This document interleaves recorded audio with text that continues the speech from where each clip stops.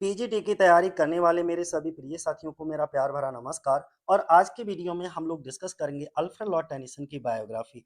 तो चलो शुरुआत कर लेते हैं। सबसे पहले हम लोग बात करेंगे कि अल्फ्रेड लॉर्ड टेनिसन का जन्म कब हुआ था। तो 6 अगस्त 1809 को समर्सबाई, लिंकनशायर, इंग्लैंड, यूनाइटेड किंगडम में इनका क्या हुआ था, जन्म हुआ था। अगर हम इनकी मृत्यु की बात करें कि इनकी मृत्यु कब हुई है, तो डेथ 6 अक्टूबर 1892 को 1892 को लगभग 83 वर्ष की आयु में हेजलमेयर, सरे, इंग्लैंड में इनकी क्या हो जाती है, मृत्यु हो जाती है। इतनी बातें हमको समझ आ गई। अब हम इनके पेरेंट्स की बात करेंगे। इनके माता पिता कौन थे।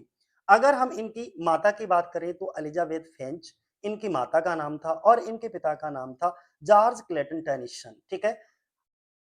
नेक्स्ट इनकी एजुकेशन की बात कर लेते हैं। तो ट्रिनिटी कॉलेज कैम्ब्रिज में इनकी क्या हुई थी, शिक्षा दीक्षा हुई थी। अगर इनकी पत्नी की बात करते हैं तो इनकी पत्नी का नाम क्या था, एमिली सेलवुड इनकी पत्नी का नाम था। और एमिली सेलवुड से इनका जो विवाह हुआ था वो 1850 में हुआ था। अवार्ड यानी कि इनको कौन कौन से ऑनर्स मिले थे, तो ये दो ऑनर्स इनके जरूर याद बनाए रखना। 1829 में इनको चांसलर्स गोल्ड मेडल मिला था और 1850 में इनको पोइट लॉरेटशिप मिला था। ठीक है।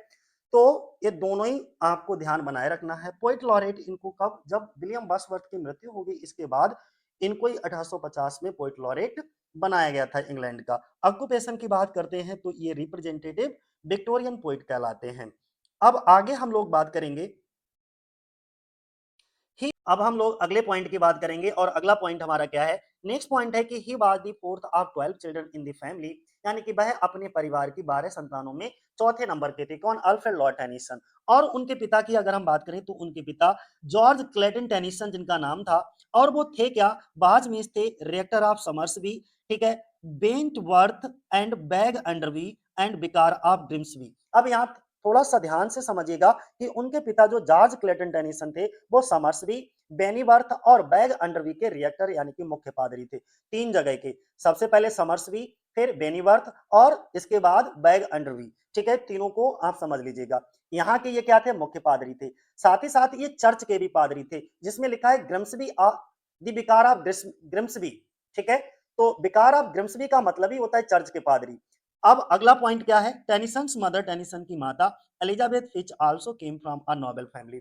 जो एलिजाबेथ यानी कि टेनिसन की माता थी जिनका नाम एलिजाबेथ फिच था, वो भी एक प्रतिष्ठित परिवार से बिलोंग करती थी। ठीक है। अगला पॉइंट हमारा कौन सा है, नेक्स्ट पॉइंट है, बोला गया Alfred Lord Tennyson was a first student of Louth grammar school for 4 years 1816 to 1820। मतलब ये हुआ कि टेनिसन ने सबसे पहले 1816 से लेकर के 1820, देखो गैप कितना हो गया, 4 सालें हो गई, यानी कि 1816 से 1820 तक 4 वर्षों तक कौन से स्कूल में, लाउथ ग्रामर स्कूल में शिक्षा प्राप्त की। और इसके बाद वो कहां चले गए थे, स्केट क्लिफ स्कूल। कहां, Skate Cliff, then attended Skate Cliff school. ठीक है, इसके बाद एंगलफील्ड ग्रीन, और नेक्स्ट क्या है हमारा, king Edward six grammar school. और ये सभी स्कूल कहाँ है, लाउथ में। तो एक बार रिपीट कर देता हूं कि अल्फ्रेड लॉर्ड टेनिसन ने स्केट क्लिफ स्कूल को ज्वाइन किया, एंगलफील्ड ग्रीन स्कूल को ज्वाइन किया, और king Edward six grammar school, ये सभी स्कूल कहाँ थे, लाउथ में ही थे। और इन सभी स्कूलों में अल्फ्रेड लॉर्ड टेनिसन ने अध्ययन किया। इसके बाद 1827 में ही एंटर ट्रिनिटी कॉलेज कैम्ब्रिज, यानी कि हायर एजुकेशन के लिए इन्होंने कैम्ब्रिज यूनिवर्सिटी में एंट्री मारी। और कब एंट्री मारी है, 1827 में। ठीक है, where he joined a secret, और जहां पर उन्होंने ज्वाइन किया था एक secret society called the Cambridge Apostles, जहां पे कैम्ब्रिज अपोस्टल्स नामक एक गुप्त साहित्यिक और बौद्धिक संस्था के ये क्या बन गए थे, सदस्य बन गए थे। तो 4 वर्षों तक इन्होंने लाउथ ग्रामर स्कूल में शिक्षा प्राप्त की। इसके बाद ये skate Cliff school, Englefield Green school, King Edward six grammar school, ठीक है, और 1827 में ट्रिनिटी कॉलेज कैम्ब्रिज में। और जब ये कैम्ब्रिज में थे तो अपोस्टल्स का इन्होंने क्या था, सदस्य बने थे ये। ठीक है, अपोस्टल्स नामक एक गुप्त साहित्यिक और बौद्धिक संस्था थी, ठीक है, उसके सदस्य बने थे। अगला पॉइंट हमारा क्या है, नेक्स्ट पॉइंट है, his first publication was a collection of his boys rhymes and those of his elder brothers. यहां पर देखो, elder brothers Charles and Frederick, entitled poems by two brothers published in 1827। अब पहली प्रकाशित पुस्तक इनकी क्या थी, पोएम्स बाय टू ब्रदर्स। फिर मैं रिपीट कर देता हूं, ये है, देखो इसको मैं, तुम नहीं तो कंफ्यूज हो जाओगे, ये वाली। ठीक है, पोएम्स बाय टू ब्रदर्स थी, जो 1827 में ये पब्लिश हुई थी। यहाँ पर देखो ये 1827, इसको मैं अंडरलाइन कर देता हूँ। कब? 1827 में ये पब्लिश हुई थी। ये उनके बचपन की कविताओं तथा उनके जो बड़े भाई थे चार्ल्स और फ्रेडरिक की कविताओं का संग्रह था। किसका? चार्ल्स और फ्रेडरिक की। अगला पॉइंट हमारा क्या है? नेक्स्ट पॉइंट है हमारा, समझिए। बोला गया है चांसलर गोल्ड मेडल इनको कब मिला था और इनका प्रथम काव्य संग्रह कौन सा था, उसके लिए समझो। 1829 में ही वाज अवार्डेड, इनको अवार्ड दिया गया था chancellor's gold medal at Cambridge. कहां? कैम्ब्रिज में, for one of his first piece जिसका नाम था टिम्बिक्टू। अब यहीं से समझना 1829 में उन्हें कैम्ब्रिज विश्वविद्यालय द्वारा उनकी प्रारंभिक रचना जो थी टिम्बिक्टू, उसके लिए चांसलर्स गोल्ड मेडल प्रदान किया गया था। 1830 में उन्होंने अपना पहला एकल काव्य संग्रह था पोइम्स चीफली लैरिकल, उसको प्रकाशित किया था। तो यहां पर यह भी ध्यान बनाए रखना, he published his first solo collection poems, और वो सोलो कलेक्शन पोइम्स का नाम था पोइम्स चीफली लैरिकल। ठीक है, जो कि कब पब्लिश हुआ था? 1830 में। और इसी संग्रह में क्लैरिवल और मैरियाना जैसी कविताएं भी शामिल थीं। किस कौन से? पोइम्स चीफली लैरिकल में ही, जो कि 1830 में आया था। इस कलेक्शन में क्लैरिवल और मैरियाना जैसी कविताओं को शामिल किया गया था, which later took their place among his most celebrated poems were included in this volume। बोला गया है कि जो बाद में उनकी सबसे प्रसिद्ध रचनाओं में गिनी जाने लगी। ठीक है, अब आगे हम लोग चर्चा करते हैं किसकी? इन द स्प्रिंग ऑफ 1831, मतलब यह 1831 की बसंत ऋतु में Arthur Henry Hallam came to stay with his family during the summer and become engaged to his sister Emilia Tennyson. बोला गया है कि 1831 की बसंत ऋतु में आर्थर हेनरी हेलम गर्मियों के दौरान टेनिसन के परिवार के साथ रहने आए। बाद में उनकी शादी या सगाई टेनिसन की बहन थी जिनका नाम था इमिलिया टेनिसन, उनके साथ हो गई थी। तो इमिलिया टेनिसन की सगाई किसके साथ? आर्थर हेनरी हेलम के साथ 1831 में हुई थी। ठीक है, अगला हम बात करते हैं 1833 में, धीरे धीरे पहुंचते हैं। ठीक है, 1833 में क्या हुआ? In 1833 he published his second book of poetry which included his best known poem the lady of Shalott. अब यहां से समझिएगा कि 1833 में टेनिसन ने अपना दूसरा काव्य संग्रह प्रकाशित किया जिसमें उनकी एक प्रसिद्ध कविता थी द लेडी ऑफ सलूट, उसको शामिल किया गया था। सेम ईयर हेलम, जो अर्थर हेरी हेलम थे, उनकी मृत्यु हो जाती है अचानक, अनएक्सपेक्टेडली, आफ्टर सफरिंग अ सेरिब्रल हेमरेज। बोला गया है कि उसी वर्ष सेरिब्रल हेमरेज क्या होता है? मस्तिष्क में एक रक्तस्राव होता है जिसके कारण जो है इनके दोस्त की मृत्यु हो जाती है। वियना में छुट्टी मनाते समय अर्थर हेनरी हेलम की अचानक और अप्रत्याशित मृत्यु थी। अब यहाँ पे जरा और समझो, मैं थोड़ा और डिटेल कर देता हूँ। While on vacation in Vienna, जब ये वियना में छुट्टी मना रहे थे उसी समय हेलम की डेथ हो जाती है। Had a profound impact on him, बहुत बुरा असर डालते हैं अल्फ्रेड लॉर्ड टेनिसन पे। Inspired several masterpieces included in the valley of Cauteretz, break break break and in the memoriam EHH, a long poem detailing the bay of the soul. मैं पूरे paragraph को repeat करता हूं, जरा समझो।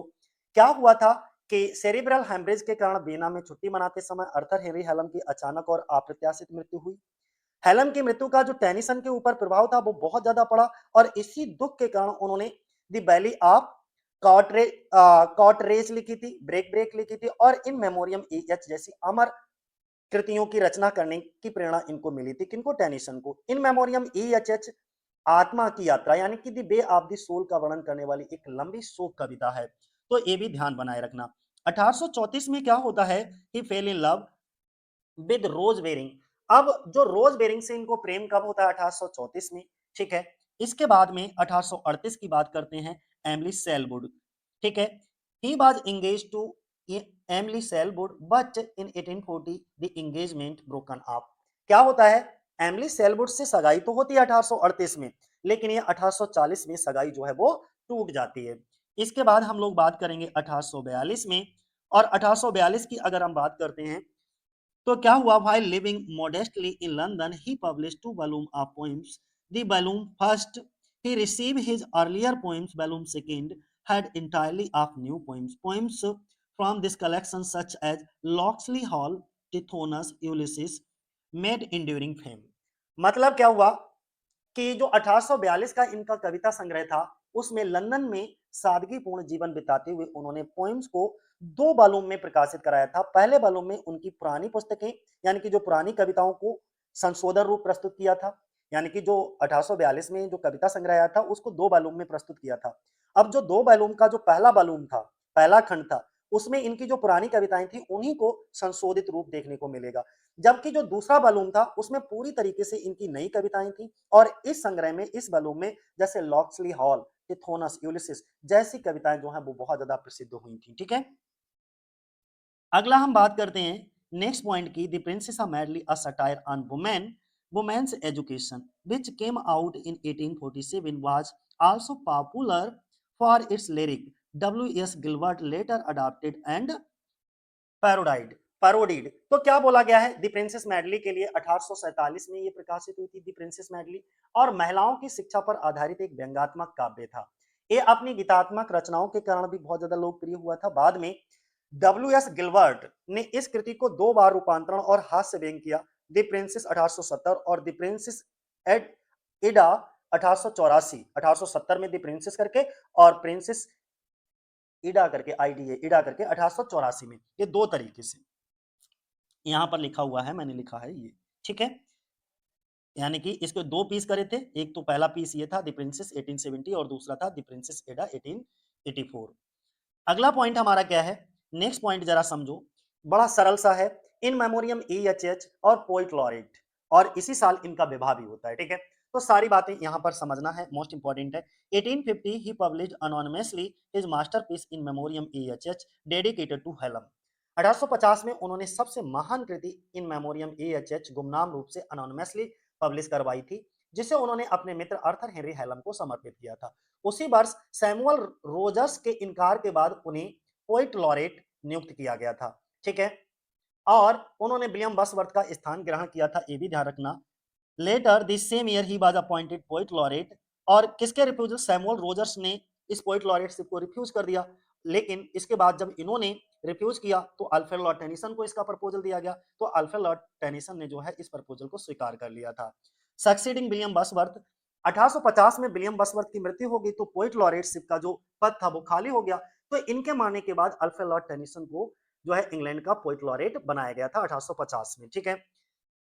इन the same year on 13 June he married Emily Sellwood, और 13 जून 1850 को उन्होंने एमिली सेलवुड से विवाह किया। तो 1850 में 3 बातें आपको ध्यान बनाए रखना है। एक तो अनोनिमसली मेमोरियम EHH उसको पब्लिश कराया गया था, पोइट लॉरेटशिप मिला, ठीक है, अपॉइंट किए गए थे, और इनका विवाह भी एमिली सेलवुड से कब हुआ था, जून 1850 में ही। अब हम लोग 1855 पर पहुंचते हैं। 1855 में क्या हुआ था, he produce one of his best known work the charge of the light brigade, a dramatic tribute to the British cavalryman involved in an ill-advised charge on 25 October 1854 during the Crimean War। बोला गया है, देखो the charge of the light brigade की अगर हम बात करते हैं तो 1855 में उन्होंने अपनी सबसे प्रसिद्ध रचनाओं में से एक थी ये the charge of the light brigade, उसको लिखा। ये कविता 25 अक्टूबर 1854 को क्रीमिया युद्ध जो था, क्रीमियन वार के दौरान जो ब्रिटिश घुड़सवार सैनिक द्वारा किए गए एक साहसिक किंतु गलत निर्णय वाले आक्रमण को समर्पित एक नाटकीय श्रद्धांजलि है।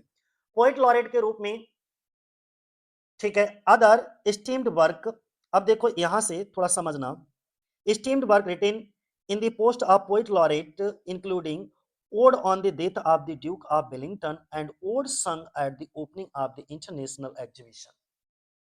पोइट लॉरेट के रूप में उनकी अन्य प्रसिद्ध रचनाओं में से odd on the death of the Duke Wellington और दूसरा था ओड संग at the opening of the international exhibition, ये दोनों शामिल हैं, ठीक है? बैरोनेट की उपाधि की अब हम बात करते हैं नेक्स्ट। अगला क्या है, he initially declined the baronetcy in 1865 to 1868। क्या हुआ कि उन्होंने 1865 से 1868 में बैरोनेट की उपाधि स्वीकार करने से क्या कर दिया, इनकार कर दिया। लेकिन 1883 में ग्लैंड स्टोन के विशेष आग्रह पर जो है पियर लॉर्डशिप की उपाधि स्वीकार कर ली। यहां पर 2 चीजें आपको समझना है, but finally accepted a peers in 1883 at the Gladstone's earnest solicitation.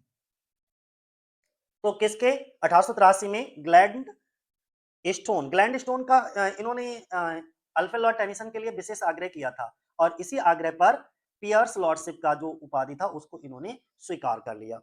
अगला पॉइंट क्या है हमारा, नेक्स्ट पॉइंट की अगर हम बात करते हैं तो बोला गया है in 1884 Queen Victoria made him Baron Tennyson at Aldworth in the country of Sussex and Freshwater in the isle of Ben. He took his seat in the House of Lords in 11 मार्च 1884। क्या कहा गया है कि 1884 में रानी Victoria ने उन्हें बैरन Tennyson की उपाधि प्रदान की जो ससेक्स के एल्डवर्थ और आइल ऑफ वाइट के फ्रेश वाटर से संबंधित थी। 11 मार्च 1884 को उन्होंने हाउस ऑफ लॉर्ड्स में अपना स्थान जो है वो ग्रहण किया। अब नेक्स्ट क्या, अब हम इनकी डेथ की बात कर लेते हैं। He died eight Aldworth on 6 अक्टूबर 1892, यानी कि 6 अक्टूबर 1892 को एल्डवर्थ में उनका क्या हो जाता है, निधन हो जाता है। He was buried in Westminster Abbey next to the grave of Robert Browning, और उन्हें वेस्टमिंस्टर एबी में रॉबर्ट ब्राउनिंग की कब्र के पास में ही दफन कर दिया गया था। A volume of Shakespeare open at the dirge in Cymbeline was found beside his death bed, और उनकी मृत्यु सैया के पास में शेक्सपियर की एक पुस्तक मिली जो सिम्बरलाइन यानी कि नाटक के शोक गीत यानी कि डिज वाले पृष्ठ पर खुली हुई थी। और वो लाइनें कौन सी थी, जरा उन लाइनों को समझ लीजिएगा। ये वाली लाइनें जो हैं वो मिली थी। क्या लिखा है, fear no more the heat, fear no more the heat ocean, अब सूर्य की तपस से मत डरो, नार द फ्यूरियस विंटर्स रेज, और ना ही भीषण शीत ऋतु के प्रकोप से। दाऊ दाई वर्ल्डली टास्क हैड डन, तुमने इस संसार के अपने सभी कर्तव्य पूरे कर लिए हैं। Home art gone and ta'en thy wages, अब तुम अपने वास्तविक घर यानी कि ईश्वर के पास लौट गए हो और अपने कर्मों का प्रतिफल प्राप्त कर लिया है।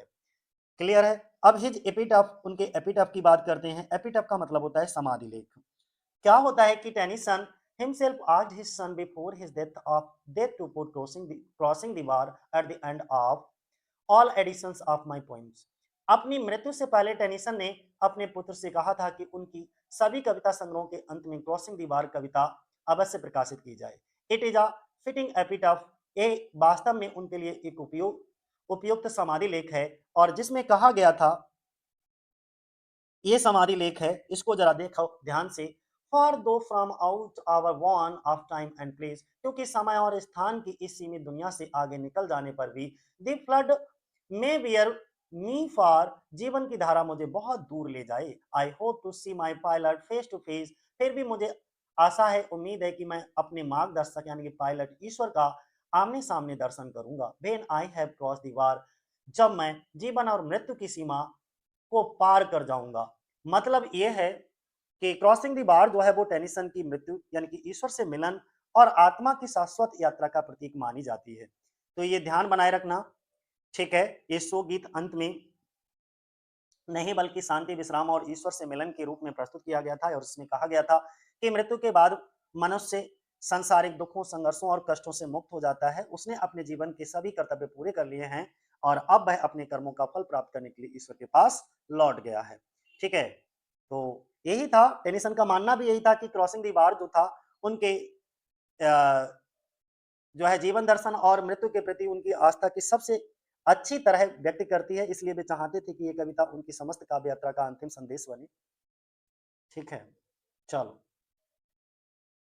अब हम लोग कहाँ पहुंचते हैं, इनके कुछ मेजर वर्क देख लेते हैं। ठीक है, अब कौन कौन से इनके मेजर वर्क हैं, जैसे पोएम्स बाय टू ब्रदर्स 1827 में। अब पोएम्स चीफली लैरिकल लैरिकल, ये कब आया था, 1830 में आया था। और इसके अंदर कौन कौन सी वर्क थे, देखो, नथिंग विल डाई था, ऑल थिंग्स विल डाई था, द डाइंग स्वान, क्लैरिवल, ठीक है, लिक्रेटियस, इसके बाद मैरियाना, ठीक है, Kraken, the lady of solute, the palace of art. इसके बाद पोइम्स करके जो बैलूम आया था 1833 में, उसमें द टू वॉइसेस, टिथोनस, इसके बाद में Oenone, lotus eater, dream of fair women, इसके बाद में मरमेड, ठीक है, द पोइट, ये सब आए थे। इसके बाद two volume edition of poems जो कि 1842 में आया था, उसमें कौन कौन सा था, break break, Morte d' Arthur, ठीक है, Locksley Hall, compare to Browning soliloquy to the Spanish cloisters, Tithonus था इसमें, लॉक्सली हॉल के बाद में टिथोनस। दी टू वॉइसेस की बात करेंगे, सेंट एग्निस ईव यूलिसिस, ठीक है, सिमोन स्टाइलिटीज, डिवाइजेज ऑफ